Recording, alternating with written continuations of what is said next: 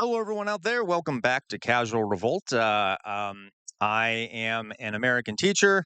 I'm a gay American teacher, and in honor of the fall of Bozo over there in Brazil, our lovely friends over there in Brazil. I am very happy, very happy, very happy, not only for Brazil but for the world that monstrous man Bolsonaro got what 27 years or something in prison. May he rot in hell. And so in honor of this, I am going to be doing a reaction to a video here by about Brazil, because gotta love Brazil. Okay, I know a bit about the history of Brazil. I've never really delved too deeply into it. I sort of have a what would be the phrase? I have sort of a superficial understanding of the history of Brazil, but I do love Brazilians. I love Brazilian culture, music, art, things like that. Writers, one of my favorite writers is from Brazil, Paulo Freire. So let's get right into it here. And if you're from Brazil, please leave a comment in chat. Let me see how many Brazilians we have that have watched the video, and I also want to thank Victoria for recommending this video. Okay, so here we go. Let us begin. Oh, better.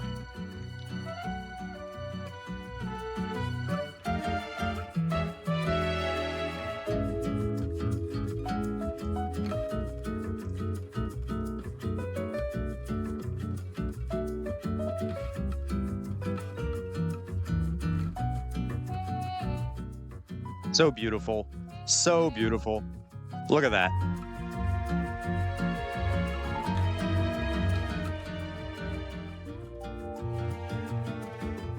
I mean, the colorfulness, the different environments here. Brazil is very biodiverse. A lot of people only think of the Amazon rainforest, but it has so much biodiversity. It is such a beautiful place. Just also the colorfulness. Even look at the buildings; they're so colorful. A lot of them are very colorful. So anyway, plus the weather. Gotta love the weather for the most part. For the most part, gotta love the weather. Brazil, love it. And look at these mountains. I mean, Jesus Christ. Okay. God. Oh, the beaches? The beaches.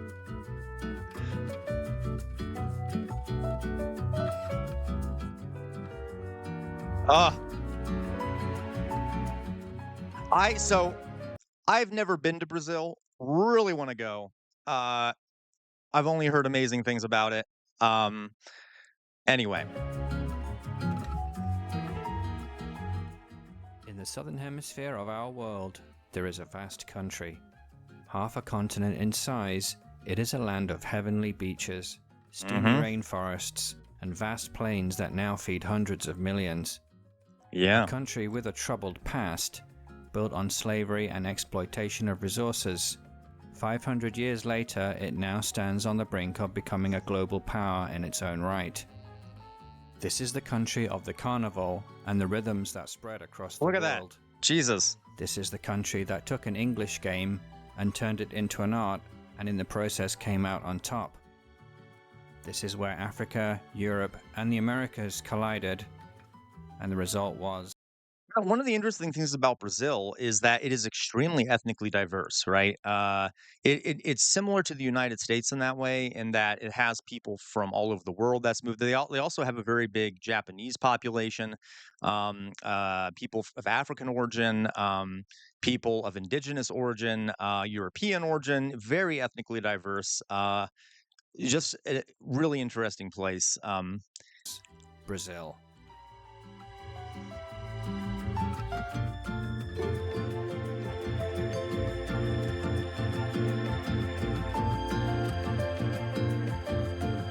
Boo, boo, boo, boo. Uh, uh, uh, uh, uh, uh, uh.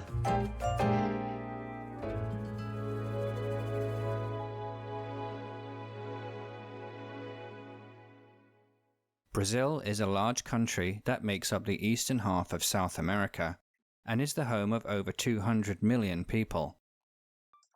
Yeah, the United States is upwards of 300 million people. Brazil is on par with the United States in terms of population size. Obviously, maybe 100 million or so less, but it is a massive country with a massive population.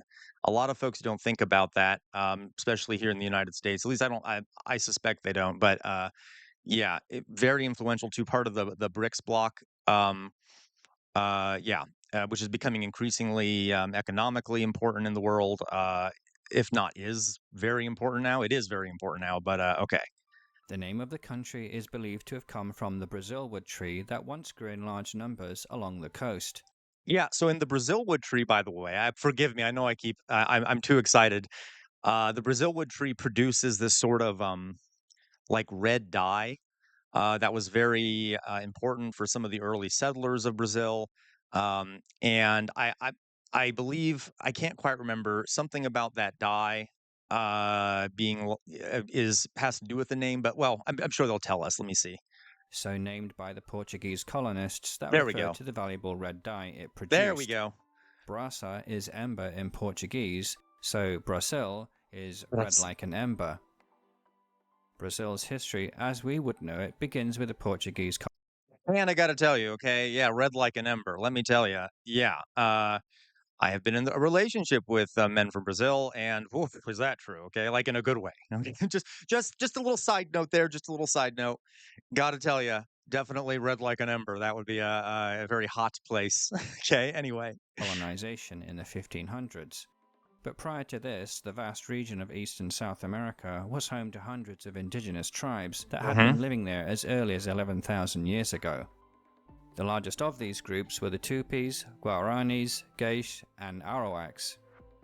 As many as 6 million occupied the area at the time of the arrival of the Europeans, but this number was decimated in the following few Yeah. years, as it was in so many parts of the Americas at this time, by imported diseases that they had no immunity to.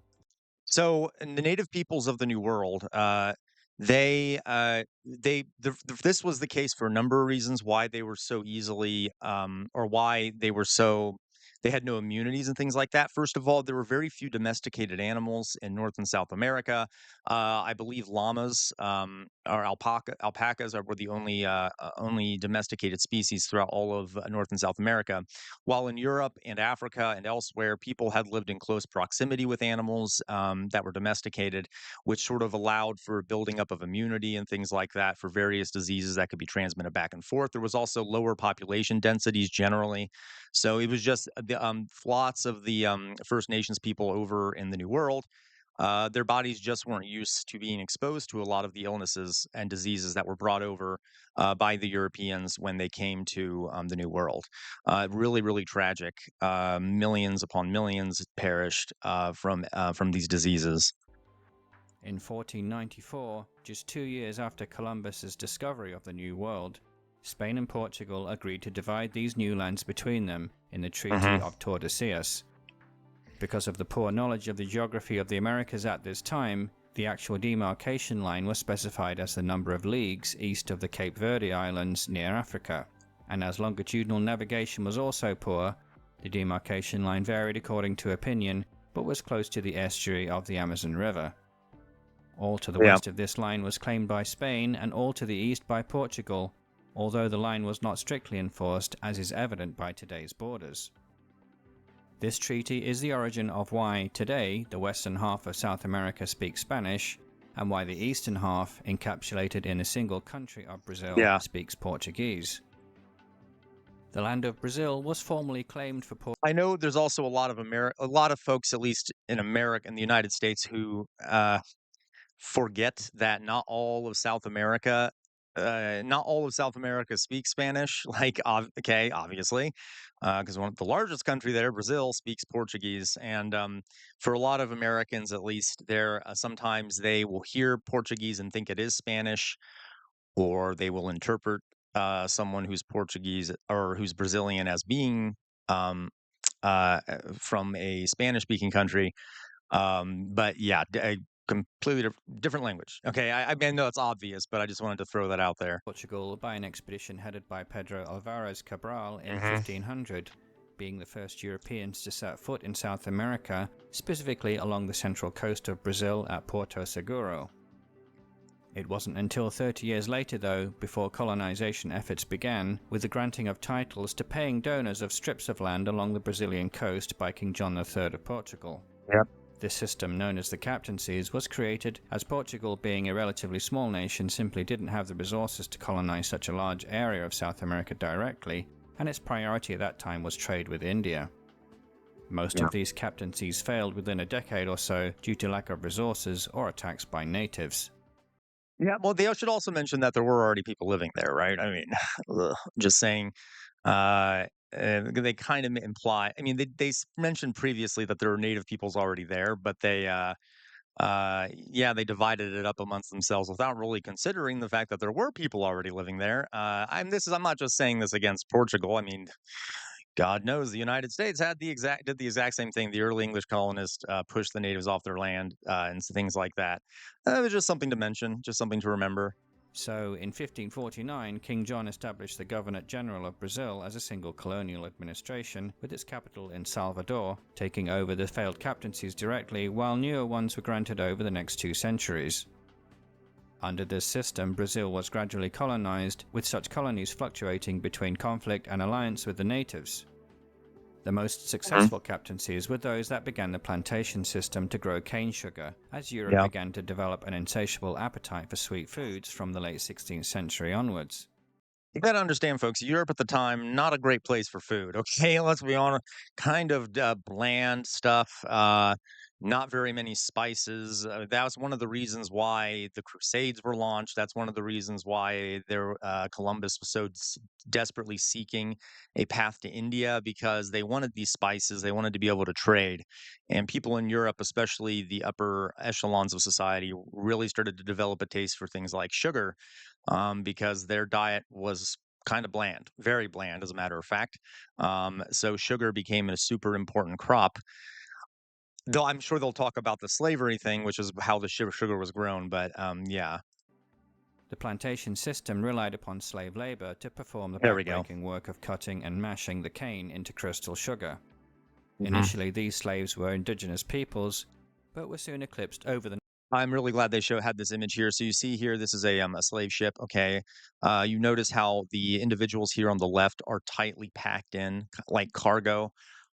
This happened, the triangle trade, the Atlantic trade, horrific, absolutely horrific conditions on these ships. I mean, there was no place to use the restroom. You were tightly packed together, often chained together.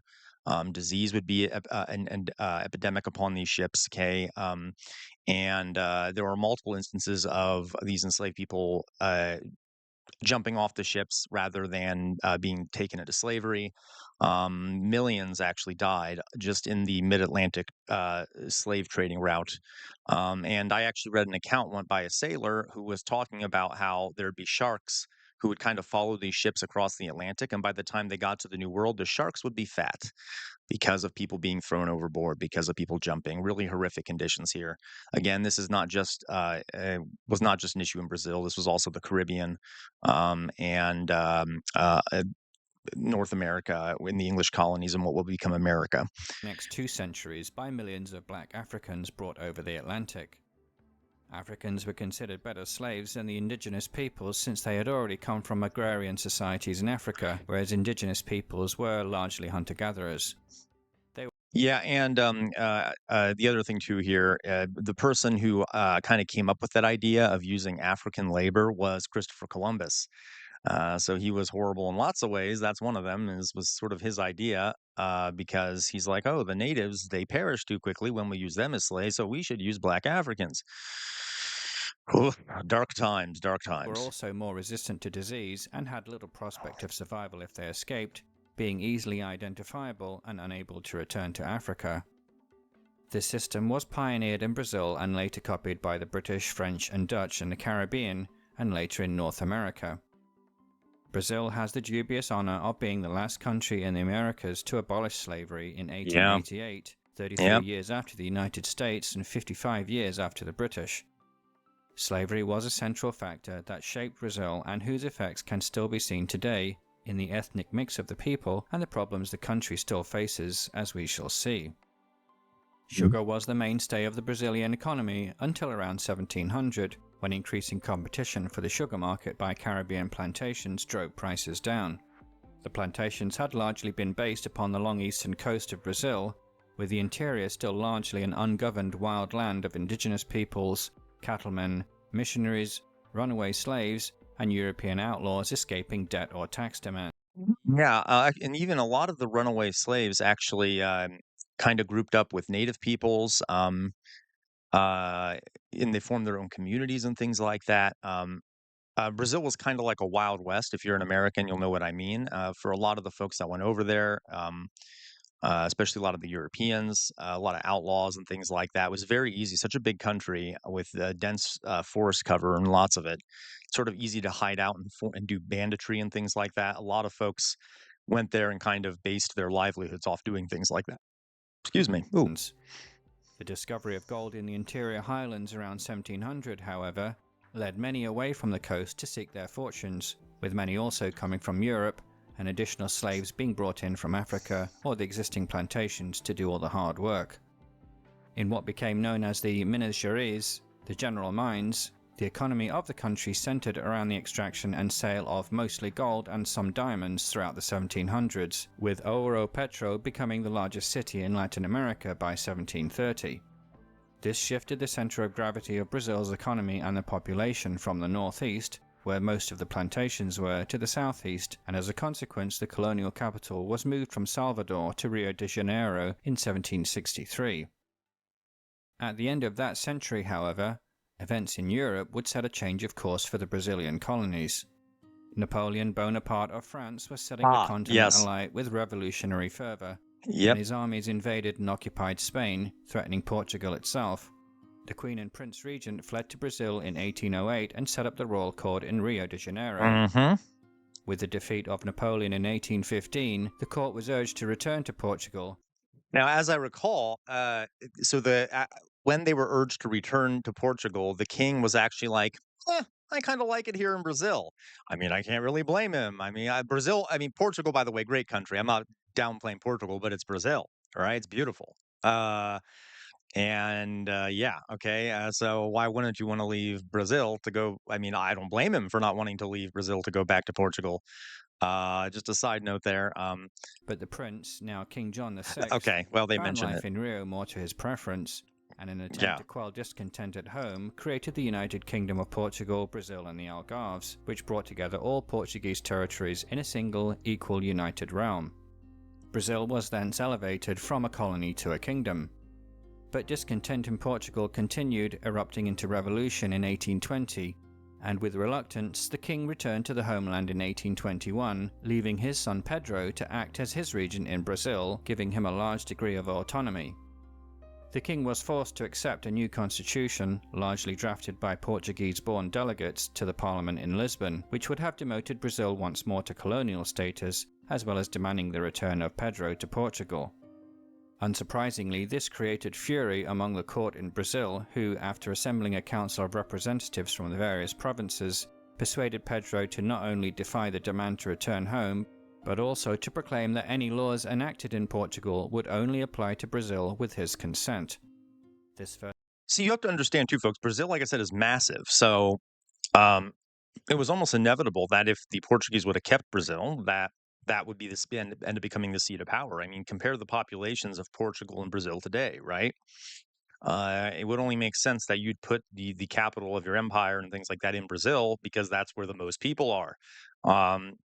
And Portugal over time would if that had remained the seat of Portuguese power, Portugal itself would have just sort of been an offshoot, because it had much lower population and economic size than Brazil would have. That escalated the dispute with Portugal, which sent troops to Brazil to force Pedro's return.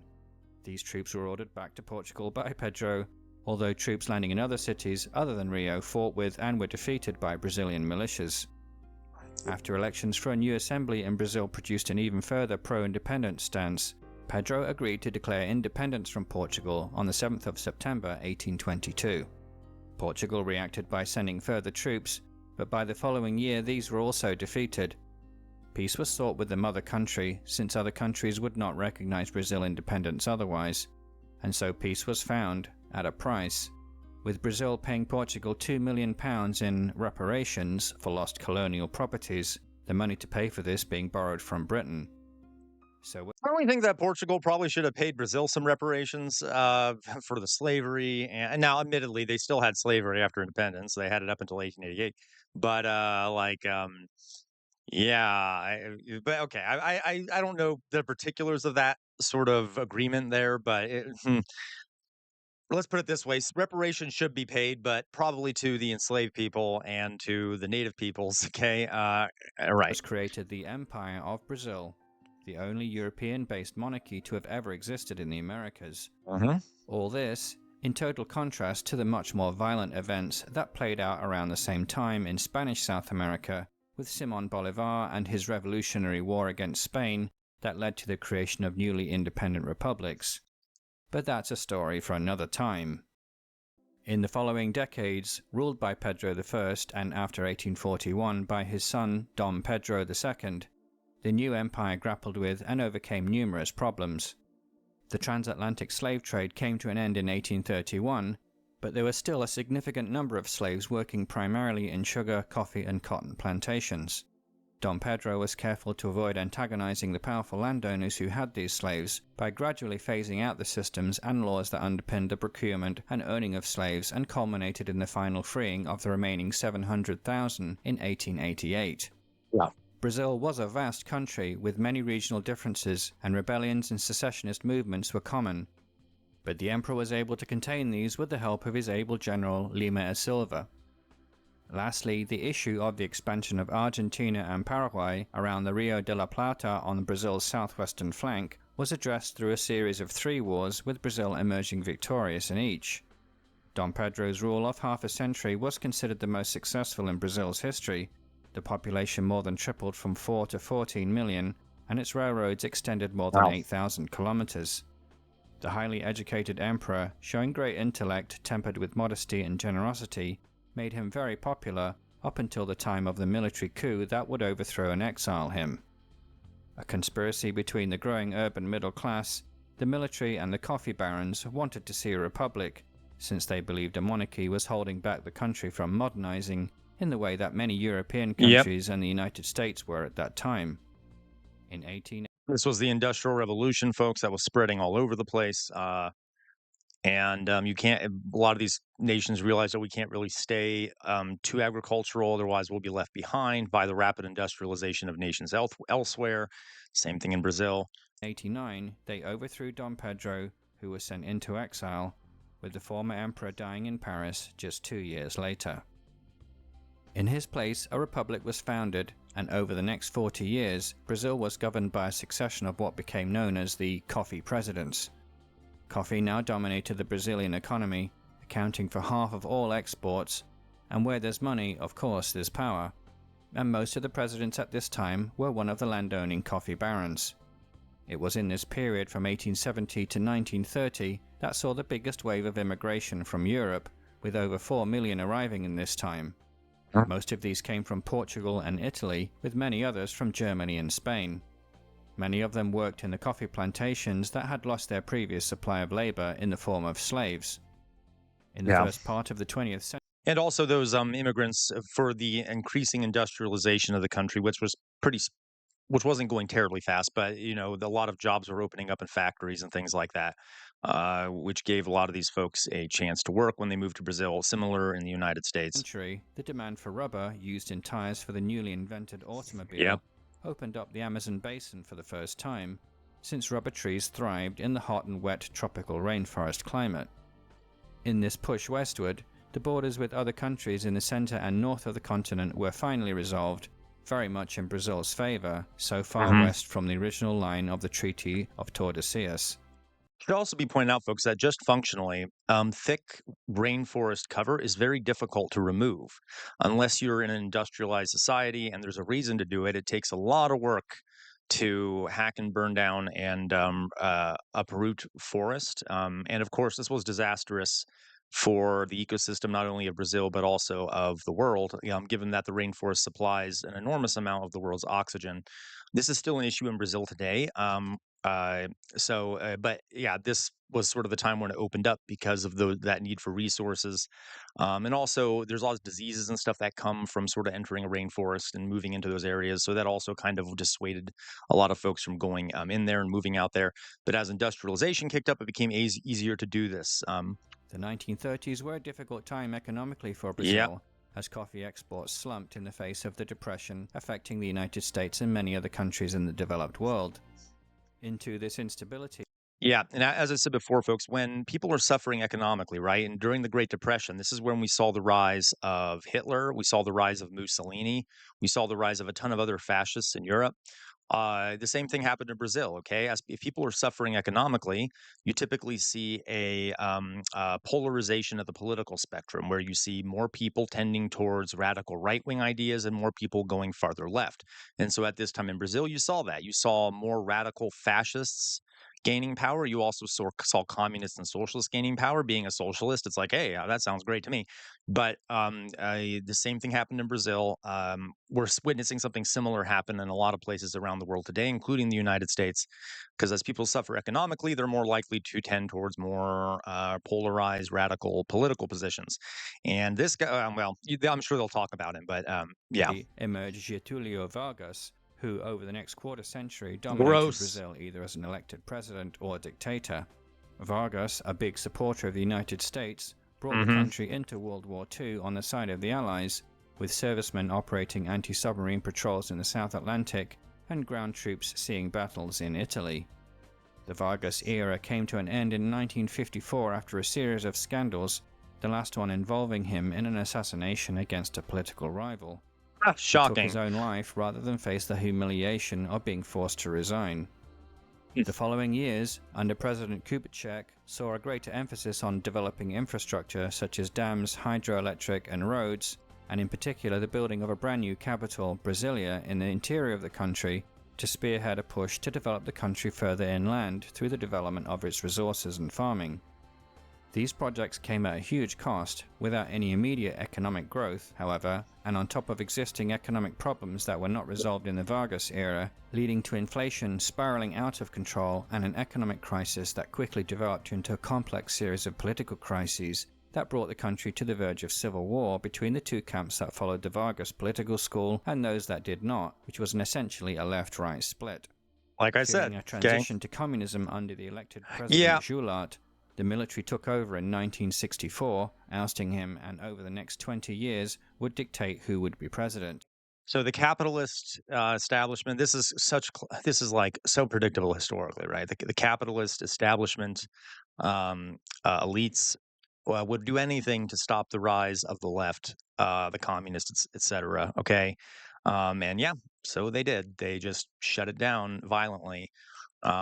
Well, maybe we'll talk about later too how the United States, we were completely innocent later in the Brazil. No, we actually did. We helped prop up and gave support the rise of a dictatorship in Brazil in order to quash socialism, as we tend to do. Forgive us, Brazil. Please forgive us. Okay, I mean, don't forgive us, but classic United States. But they're not talking about it yet. But this effective military dictatorship initially outlawed political dissent, with thousands being arrested and tortured. yeah, yep. Political parties were banned and only permitted again 10 years later. The regime, with support from the United States due to its anti-socialist agenda, There we go. was There we able go. to stabilize the economy, however, and through the 1970s and into the 1980s, the economy boomed. Okay, it boomed, but folks, there was massive wealth inequality. Okay, there was a very wealthy upper class, which were typically white, kind of similar to the United States. White people of European origin, and then there was everyone else. There was sort of a rising middle class, but the wealth divide was stark. Okay, like again, I'm not just saying this about Brazil. This similar happened in the United States, but there was sort of a rising middle class too. Okay, Albeit at the price of political freedom. yeah. In this time, Brazil had reached the top 10 globally in economic power, with the industrial sector in particular expanding during this period, in addition to the mainstay of Brazil's economic power, agriculture, which continued to expand in the north and west toward the Amazon. Civilian government returned in 1985, And between then and today, governments have flipped between socialist and conservative political parties. The economy Hey, has had its booms socialists. and busts, but in general has continued to grow, yet social problems remain deep. Mm-hmm. The legacy of slavery in particular still hangs over the country, with shanty towns known as favelas scarring large parts of cities such as Rio and Sao Paulo. Okay, When the slaves so were freed in the 1800s, the state provided no aid or assistance to them. so I don't like the framing of like these favelas. They scarred the cities. Okay, uh, yeah, it was very unjust social system, economic system where there were a lot of people living in desperate poverty who sort of created these favelas. But folks, these are beautiful places of culture, art. If you like, there's tons of a lot of these places have been beautified by the people living there. They're almost like a communal area. Where a lot of these impoverished people work together. Yes, there are lots of issues when it comes to organized crime, drugs, and things like that in these favelas. But at the same time, they're also full of humans who have created thriving communities with beautiful artistic expression and ways of sort of connecting each other. I mean, forming communities together. I just the demonizing language like the scars. Well, okay, I don't know if I'd call them scars. They are there are economic problems associated with them, but they are still thriving places of culture. Just because the people there are low income does not mean that they are somehow a blemish, okay, upon the face of a Brazilian city. I think that some of the downtown areas in Brazilian cities are blemishes because they're full of a lot of wealthy elites who hoard the wealth for themselves. But again, okay, and not to mention, well, maybe he'll talk about how the Brazilian police, in an effort to sort of crack down on this organized crime and stuff, have been known to just fight, like, be on helicopters and just shoot into houses in these favelas, killing innocent people and things like that. We'll talk about well, hopefully they'll talk about this. them, and so they simply built their homes wherever they could, with any materials on hand, taking the meager wages offered to them as unskilled and uneducated laborers. And this problem of a lack of education and prospects, along with social exclusion, has continued into subsequent generations, Yeah. as they are Yep. effectively treated as second-class citizens by those Okay. not Good. from the favelas. Good. Brazil Okay. today has one of the highest income inequality indexes in the world, Yep. and perhaps as a consequence is home to high levels of violence in the larger cities, Mhm. although drug gangs also must play their part in this problem. There have been, in response, Yeah, but see, but that's what we know about this is like so obvious sociologically. You know, if you have high levels of wealth inequality and poverty and people feeling left out, they were more likely to turn to acts that are criminal in order to survive and things like that. So a lot of these economic problems can be solved.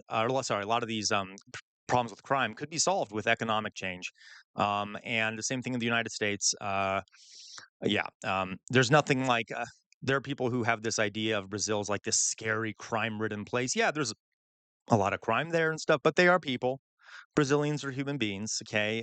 It's not like they're naturally criminal or something, okay? There are socioeconomic problems that sort of result in a higher crime rate, and not to mention the demand for drugs in North America, the United States kind of creates an incentive for a lot of these criminal organizations to do drug trading and things like that. So, reports of police death squads to deal with these yep, there criminals we go. extrajudicially.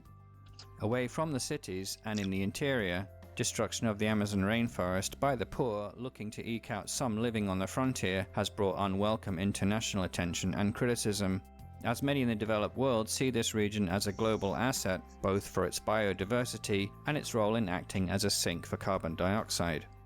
Well, there's another thing here where Western, I guess, North American things affects this because a lot of that land that rainforest that is being cut down is used for cattle ranching.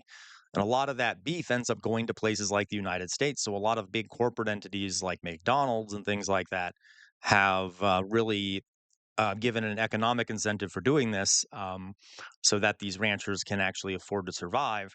So it's more than just a Brazilian problem. There's also international influence, international corporations that sort of push this on top of the socioeconomic incentives. It's a bit more complicated than he's mentioning, but okay. Brazil is a federation of states in the same way that the United States or Germany is, with each of the 26 states exercising considerable authority within their own territory. Above these are the national federal government, which dictates foreign policy and other national policy. Aha, Bolsonaro, you failed. You failed. You're a loser, Bolsonaro. You're a goddamn loser. Loser, attempting to take over this building and stuff. Loser! That it deems are within its remit. Below the states are the municipalities, totaling over 5,500 nationwide, with the larger states having hundreds each, while smaller states might only have just over a dozen. The capital is Brasilia, located within its own federal district that is under the direct control of the federal government. That government is divided into three branches: the executive, legislature, and judiciary. Love the architecture. Love the architecture. The executive is headed by the president, who is elected by the people, all of whom must vote by law, to serve a 4-year term, renewable once. The legislature, which passes motions into law, is bicameral, meaning there are two houses.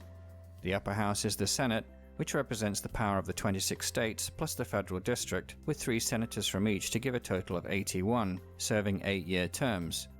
The lower house is the Chamber of Deputies, comprising 513 seats elected to 4-year terms, and reflects more the actual population, with more populous states returning more deputies. Since its independence in 1822, Brazil has undergone... I'm going to go back a little bit because I suspect, I'm just going to make sure I heard that right. So bicameral, let me just a second. With the larger states having hundreds each, while smaller states might only have just over a dozen.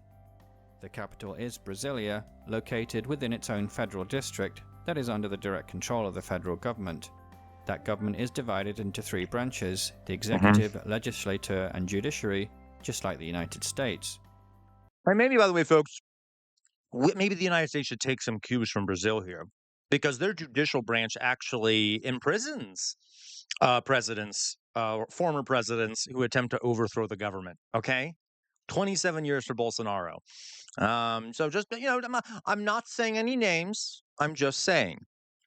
The executive is headed by the president, who is elected by the people, all of whom must vote by law, to serve a 4-year term, renewable once. The legislature, which passes motions into law, is bicameral, meaning there are 2 houses. The upper house is the Senate, which represents the power of the 26 states plus the federal district, with 3 senators from each to give a total of 81. Yeah, see, that's an issue. I'm for no offense to the Brazilians here, I don't like that. I don't like the American system either, where every state has 2 senators. I feel like that is an attempt to suppress the democratic will, because it should be based off population. Everything should be based off population. I know that there's a second legislature in Brazil that is based off population, but that upper house, at least in America, our Senate was sort of created as a way to stifle democracy. I'd prefer that the people of Brazil got to do this directly, were directly in charge, as opposed to having this second legislature that isn't based off population. But hey, you do what you can, right? Serving 8-year terms.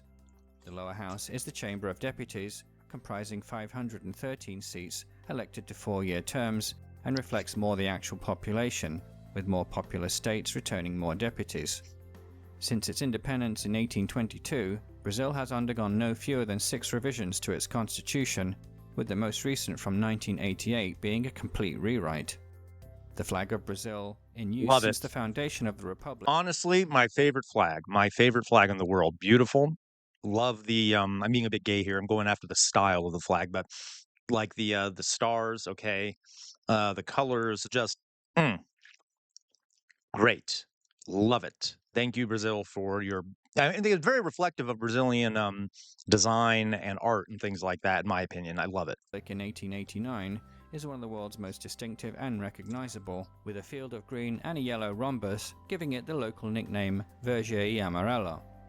This green and yellow pattern was forwarded from the older Empire of Brazil flag, and the green denotes the house of Braganza of Pedro, the first emperor of Brazil, while yellow represents the house of Habsburg, from which Pedro's wife came. The earlier imperial emblem at the center was replaced by a blue starry night depicting the constellations over Rio on the night of the Declaration of the Republic, with the Oh, I Southern didn't know Cross that. being Oh my prominent near the God. center. Oh my God, that is amazing. I didn't know that. That is, oh, I mean, that is style right there, right? That it reflects the night sky over the, oh, okay. Oh, okay. Oh, that's pretty cool. I'm getting all heated up here. This is amazing. Each of the stars in the sky denotes one of the states of Brazil, and the flag has been updated several times as new states have been created over the years. That's Finally, cool. the humanist-derived phrase "Ordem e progresso," meaning order and progress, girdles the blue sky.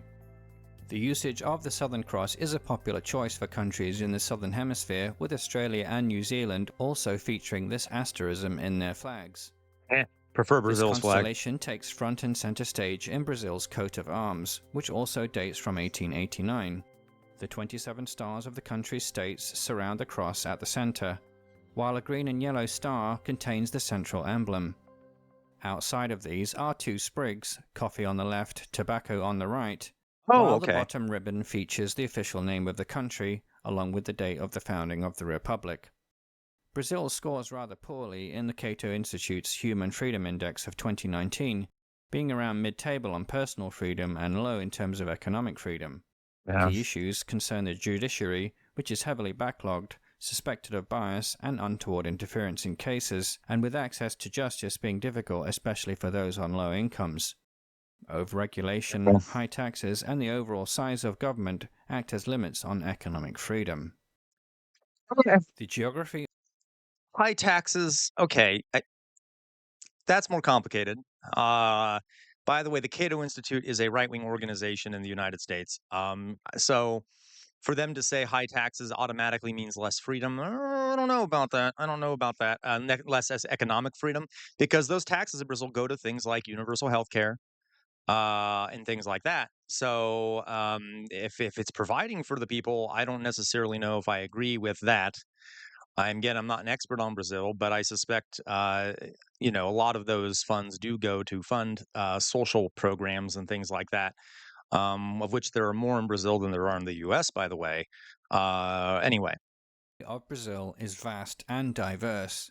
Mm-hmm. It is one of the world's largest countries, the fifth largest by land area at just over 8.5 million square kilometers, Jesus and Christ. by far the largest in South America, taking up just over half of that continent's surface.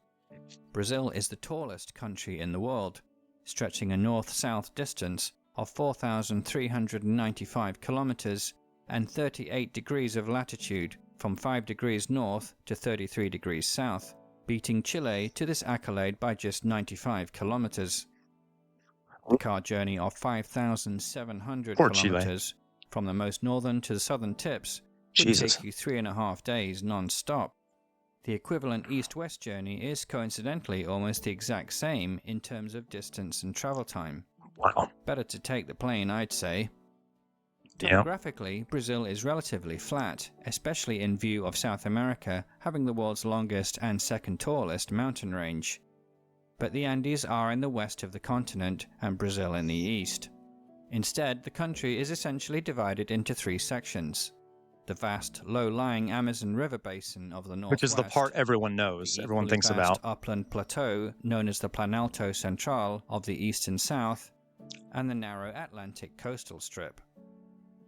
The country's highest point is Pico da Neblina on the border with Venezuela in the far northwest at 2,995 meters.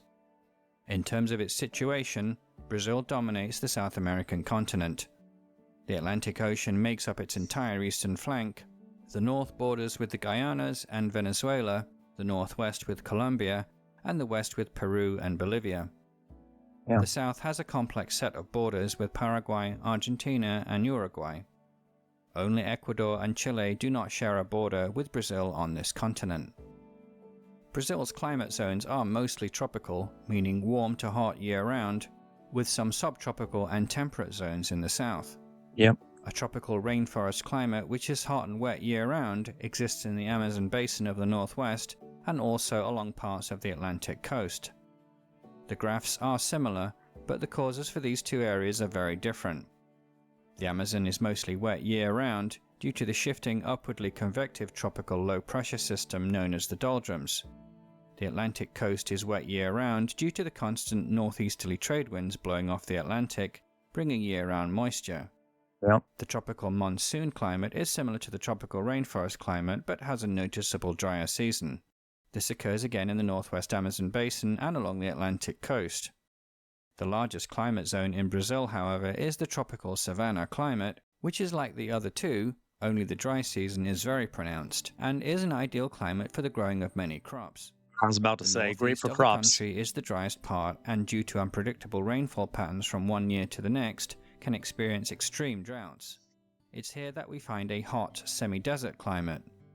In the uplands of the south, with higher altitudes, we find a number of subtropical highland climates, which are noticeably cooler than the surrounding areas, with mild temperatures year-round, and ideal for the cultivation of coffee. Some have year-round rain, while others just get rain during the summer. Highly recommend Brazilian coffee, by the way. Highly recommend. Months. Finally, in the far south, we experience more seasonal temperature variations, and this gives us the humid subtropical climate of hot summers and cooler winters with year-round rain. In terms of natural biomes, Brazil has among the richest of any countries. The Amazon basin of tropical evergreen broadleaf forest is home to the world's second longest river and largest by water volume, and discussion of which could take up a whole video in itself, such as the richness of its Amazon ecosystem River. and the importance it plays globally in terms of regulation of climate. Yep. The area was for the longest time unexplored, and even to this day it is believed that some scientists call the Amazon rainforest the lungs of the world because it produces so much oxygen, okay? Will be indigenous tribes there that we have still not made contact with. Yeah. The continued deforestation of this area, much of it done without government permission to make way for farming and cattle grazing in particular, has been a touchpoint in Brazilian relations with the countries of the developed world who view this area as a global resource. Evergreen forest also exists along much of the Atlantic coastal strip. This is known as the Atlantic forest and is almost as rich as the Amazon, being fed by constant year-round rains thanks to favorable trade winds. Further south, these forests change in species types due to a wider band of temperature between seasons and make up the subtropical broadleaf forests in this area. The center of the country, the vast Planalto Central, so beautiful. Like I said, so dominated beautiful. by savanna, a mix of broken forest and tropical grasses, but has since been extensively farmed and is responsible for Brazil's giant agricultural sector. Yeah. Between the evergreen forests and savanna lies a broad stretch of seasonal tropical forest that loses its leaves in the dry season. The dry northeast, prone to long droughts in some years, is unable to sustain anything beyond semi-desert scrub-like vegetation in what is known as the Caatinga. Lastly, temperate grassland or pampas borders the far south with Uruguay and Argentina. And, by the way, the LONS 08 system of biome classification, the map of which you are looking at, and the subject of an entire series of videos of mine, was developed by a team based in, you guessed it, Brazil. Yeah. With a current estimated population of 212 million, Brazil is the world's sixth most populous country. Yeah, it's huge. Most Brazilians live in relatively small areas of concentration in the southeast and northeast, while much of the interior, by contrast, is either undeveloped rainforest or farmland. The southeast is home to the two largest cities of Sao Paulo and Rio de Janeiro. Rio, whose metropolitan area is home to 12 million people, was the capital of Brazil for almost 2 centuries, from 1763 to 1960, and today is without doubt home to one of the most recognizable and spectacular geographic settings of any absolutely global beautiful city. Sugarloaf Mountain, the Cristo Redentor statue, and Copacabana Beach are all world-famous landmarks. The city, which hosted the Olympic Games in 2016, is regarded as the leading cultural hub of the country. Not to be outdone, however, someone from Brazil, when you watch this video on YouTube, comment, invite me. Let me come down. You got a spare bedroom or something? Let me come down and visit Brazil, okay? It looks so beautiful. Okay, I want to go to those beaches, all right? Sao Paulo is over twice Rio's size, with 21 million in the greater Sao Paulo area and as much as 33 million in the wider area connected to the city. Sao Paulo is, in fact, the largest city in the Americas, beating even New York City in size, and the largest city in the Southern Hemisphere. It is Amazing. home to most of the large corporations in the country, Well, look at that. the economic and financial center, and home to a large manufacturing sector. Mm-hmm. These two cities dwarf all others in the country in terms of size, with the next largest being Belo Horizonte at just over 5 million, with the northeastern cities of Recife and Salvador, the country's capital in the colonial period, at around 4 million each. The country's capital of Brasilia, built from scratch in the 1950s Look at in that. the I heart love of the that. Planalto Central, is also around 4 million, while the largest cities in the far south are Porto Alegre and Curitiba, each between 3 and 4 million. Manaus is also worthy of mention. Although only 2 million in population, it is in the center of the Amazon basin, far from any other city of comparable size, and developed out of the rubber boom of the early 20th century. Being on the north bank of the Amazon River, it has no direct road connection to the rest of Brazil, with a ferry crossing being required. Brazil is ethnically one of the most diverse countries in the world. As I A said product earlier, of its folks. unique history of indigenous peoples, Portuguese colonists, later European settlers. It's actually interesting. The idea of race in Brazil is interesting. For a long time, the government did everything it could to basically prevent the counting of people of African origin as being black.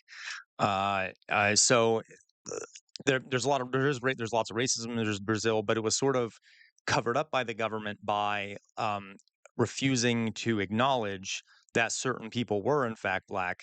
It's really interesting. I recommend anyone watching this look into it. Racial dynamics in Brazil are super interesting. There's some things similar to the United States, other things that are not similar. It's just something to think about. And African slaves. The result of this historical melting pot creates a complex picture today.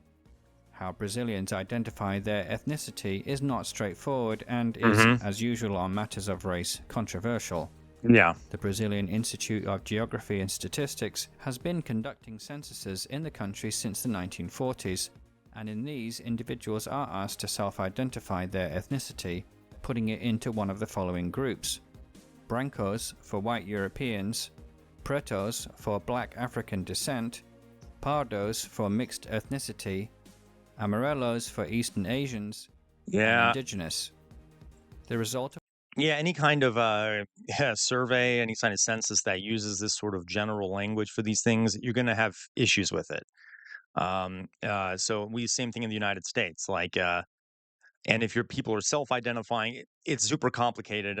Race is always messy, and it's invented. Race is sort of an invented thing, so it's very it's very subjective. Yeah. The most recent census of 2010 shows a close split between brancos and pardos, making up almost 90% of the population between them, with about 10% identifying as black, 1% East Asian, just 0.5% as indigenous. When these numbers are broken down by municipality, an interesting pattern emerges. The north is dominated by the pardos of mixed descent, while the white brancos make up a majority of the populous southeast. Yeah, and within Brazil today, from what I've known from friends and stuff of mine, like the north and south of Brazil, there's like some regional tensions there. Like people from the north or people from the south look down at people from the north and vice versa. Similar in the United States, from the north and the south United States, but for different reasons. It's sort of like a regional competition slash, partially because of the racial makeup and the Europeans being in the south. For sure. And there's also some different regional differences in terms of cuisine when it comes to the North and the South, culture, etc. And are dominant in the far south. This echoes the historical buildup of populations in Brazil at different times. The older Northeast, with its sugar plantations, had a huge influx of black African slaves, which, over the centuries, mixed with the Portuguese colonists, while the South saw the majority of heavy immigration in the latter half of the 19th century from Europe. In terms of religious affiliation, from the 2010 census, almost 2/3 of the population stated that they were Catholic Christian, while about a quarter stated Protestant Christian, and the remaining fifth either no religion or other. Portuguese, from the Latin branch of Indo-European languages, is the official and national language of Brazil and is spoken by the vast majority of the population. It is the only country in Latin America with this status, with practically all others being Spanish, a product of that demarcation line in the Treaty of Tordesillas over 500 years ago. Of the estimated 282 million Portuguese speakers globally, Brazilians account for 3/4 of them. There are many regional accents spoken throughout Brazil, which is no surprise for a country of its size, but in general they adhere to a common language that differs from the mother tongue of Portugal in a similar way to Latin American Spanish and Castilian, or American versus British English, in that many substitute words are used in place of the original European language, as well as a different pronunciation. Brazil's economy is one of the largest in the world, ranking 9th to 12th in nominal GDP globally, depending upon compilation. It is a relatively complex economy, ranking at 39 globally out of 137 in the Economic Complexity Index, and is centered around agriculture and manufacturing. Agriculturally, Brazil is a global giant, being the second largest food exporter in the world. It is the world's largest producer of soybeans, coffee beans, oranges, and sugarcane. In terms of coffee production, Brazil has held that top spot for over 150 years. In terms of livestock, it is the world's second largest producer of beef, the third largest producer of milk, and the #1 exporter of chicken meat. As part of a long-term strategic plan to gain economic independence, and in particular to reduce dependence on foreign oil, which at one time accounted for 2/3 of its needs, Brazil embarked on an ambitious program of hydroelectric power, which today accounts for over 60% of the country's electricity. The country was also a pioneer in the development of biofuels. Ethanol derived from sugarcane has been widely used in petroleum to power cars for decades. It's amazing. Such is the success of these programs that Brazil is now a net exporter of crude oil. Mining is also a major part of the economy, I didn't know that either. with Brazil's vast area providing significant deposits of a diverse array of metals. Chief among these is iron ore, of which Brazil is the #2 exporter globally. Wow. Brazil has a large and diverse manufacturing sector, second only in the Americas to the United States. It is the world's 8th largest producer of cars and trucks, with a tradition of automotive manufacturing that goes back to the 1920s. In aerospace, Brazil is part of a very select group of countries that wholly produces its own large aircraft. The Brazilian company Embraer is the third largest manufacturer of civilian jets and airliners after Boeing and Airbus, and in particular has led in the niche market of smaller regional jet-powered airliners. The Brazilian currency is the real, which at the time of this video is worth By the way, $5. The real, another beautiful, everything from Brazil is beautiful, I swear on my life. Look, that's you got a little parrot down here, okay? You got some nice birds of paradise on here. You got the beautiful Amazon background here. Really beautiful. Anyway, I just wish our money looked that pretty. Inflation is currently low, but in recent decades has suffered severe episodes. From 1981 to 1994, the inflation rate was never below 100% per annum, and in 2 of those years exceeded 2,000%. Oof. Brazilian culture is rich, being a fusion of European, African, and indigenous cultures. It has contributed to global culture most significantly in the realms of music and sport. Heitor Villa-Lobos, a native of Rio, is regarded as the most famous Latin American classical composer in history and created his own unique style through the blending of traditional European classical music and Brazilian rhythms. Samba is considered the national rhythm of Brazil and derives from African traditional styles that were brought over. Don't hate me, folks. I don't know much about Brazilian music. I love the sound of it. I just don't know anything about the history of it or anything, so I'm learning a lot here. I didn't know that one of the most famous composers and such was from there. With the slaves in the colonial period.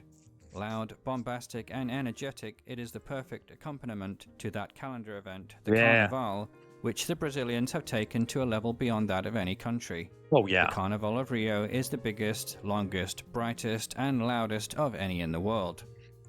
Bossa Nova, developed in Rio in the 1950s, simplified and toned down samba and fused it with jazz elements to create a sound that grew to international popularity in the 1960s and became the sound that you would hear in many Hollywood movies, in many lounges, and elevators around the world. Yeah, but people forget Yeah, people forget that samba, or I'm sorry, bossa nova comes from Brazil a lot of the time. Like it's all around us. It's had a massive impact on music and things like that. And it's interesting. A lot of countries that have this a lot of ethnic diversity, especially when influenced by Africa, develop really interesting and brilliant forms of music. Even the United States also developed a lot of new kinds of music, but mainly because of the contributions of Black Africans who live there. Brazil too, like when you have that sort of mishmash of different groups from all around the world, it allows a lot of experimentation with music and stuff, and it's very innovative and really great music. Brazilian architecture has drawn mainly from traditional European elements in the past, Mhm. but many Brazilian architects in the Yeah, I love 20th it. century embraced modernism, with the Hmm. Rio-born Oscar Niemeyer becoming internationally recognized for his work in the development of the new capital of Brasilia, as well Love as it. collaboration on the United Nations complex in New York City. Brazil has produced many racing drivers over the years, but none can compare to the multiple world Formula One champion, Sao Paulo native Ayrton Senna, who died tragically Oh, he's during the handsome. San Marino Grand Prix in 1994 at the age of 34. Football is the world's Yeah, most football. internationally popular sport, and many would love to argue this point, but really, is there any disputing as to who has the greatest national team? Brazil has won the World Cup no less Peru. than 5 times, more than any other nation, and players such as Pelé and Neymar are household names around the Yep. world. I'm not a sports guy, but even I know There that. isn't any country in the world quite like Brazil.